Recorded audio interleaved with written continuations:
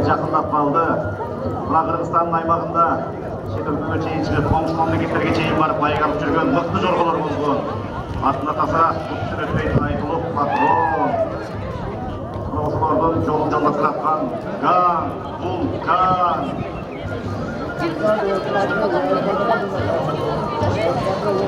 Қаулан, Барон деп мына ақырғы 3-4 жылдан бері Қырғызстанның аймағында байық алып жүрген мықты жорғалар.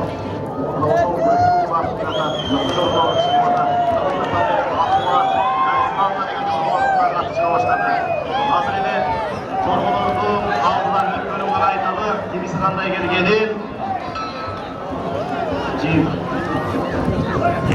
жорғаның байгелері қалыстардың шешімінен кейін ғана айтылады. Қалыстардың шешімінен кейін айтылады. Себебі жерде 1-4 жорға бойынша қалыс дүрбіменен қарап, мынау 6600 метр аралықта қандай салдырды, қайсыл жерден жаңы